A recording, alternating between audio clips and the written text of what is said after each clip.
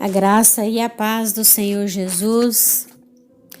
Hoje vamos ler Romanos 1,16, que nos diz o seguinte: Porque não me envergonho do Evangelho de Cristo, pois é o poder de Deus para a salvação de todo aquele que crê, primeiro do judeu e também do grego.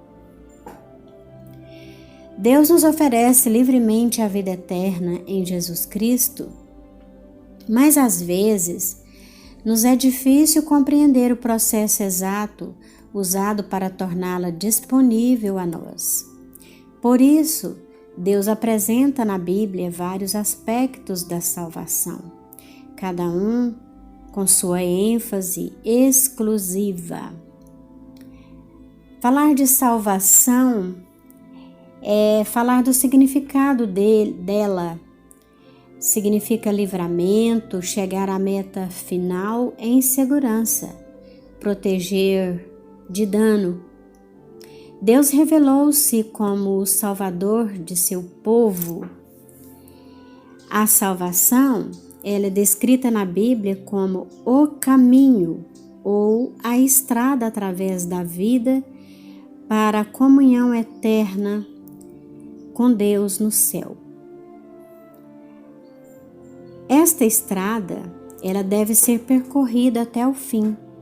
A salvação pode ser descrita como um caminho com 2 lados e 3 etapas. Para Deus, não importa o que fomos ou o que fizemos no passado. Ele nos ama com amor eterno. Ele prontificou-se a vir ao mundo e passar pela agonia da cruz, a fim de resgatar a humanidade perdida. Entretanto, há muitos que se perguntam: como posso ser bom diante de Deus? Como posso apagar meu passado? Como posso ser apresentado sem culpa diante dele? Como posso ser salvo? O caminho para a vida eterna é muito fácil de ser achado e compreendido, mas poucos sabem como ir a Cristo e experimentar o perdão, a alegria, a paz de espírito e a esperança. Assim que entrou o pecado no mundo, a divindade foi movida de compaixão. O Pai, o Filho e o Espírito Santo elaboraram um plano de redenção. Cristo se prontificou a deixar as cortes celestiais, descer à terra como homem e pagar a pena do pecado e redimir a humanidade. O plano para a salvação do homem não foi um projeto tardio elaborado posteriormente. Já antes da criação do mundo, Deus viu que o homem poderia errar. Cristo é o único caminho ao Pai. A salvação nos é concedida mediante a graça de Deus manifesta em Cristo Jesus. A salvação é baseada na morte de Cristo, na ressurreição e sua contínua intercessão pelos salvos.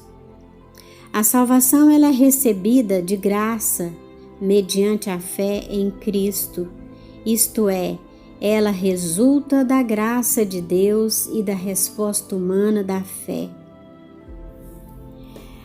Ao pecar, Adão e Eva perderam a sua natureza perfeita. Deus não podia permitir que eles continuassem a comer da árvore da vida por mais tempo, pois se comessem do fruto viveriam para sempre e sofreriam constantemente os resultados do pecado. A Bíblia afirma que por um homem entrou o pecado no mundo e pelo pecado a morte. Assim também a morte passou a todos os homens, porque todos pecaram e destituídos estão da glória de Deus. O salário do pecado é a morte, mas o dom gratuito de Deus é a vida eterna em Cristo Jesus. Isso nos diz em Romanos 5,12 e Romanos 6,28. Após a entrada do pecado, Adão e Eva ouviram a voz do Senhor Deus que andava no jardim pela viração do dia. Essa viração acontece para nós às 18 horas. Esconderam da presença dele o homem e a sua mulher por entre as árvores do jardim. O pecado fez separação entre Deus e o homem. Ainda que o homem tenha fugido do Criador, Deus lhe deu a certeza que seu único filho deixaria o céu e nasceria de uma mulher. Não faria uso de sua divindade e, através de sua morte na cruz, acabaria com o domínio de Satanás neste mundo.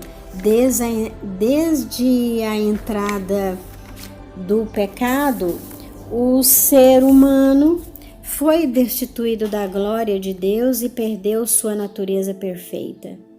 Lemos em Gênesis 6,5 que Deus viu que a maldade do homem estava se multiplicando na terra e que a vontade de seu coração era continuamente má.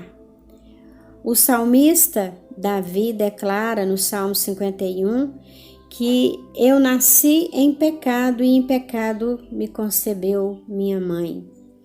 O profeta Jeremias descreve o estado no coração do homem após o pecado. Ele diz: enganoso é o coração mais do que todas as coisas e desesperadamente corrupta, quem o conhecerá?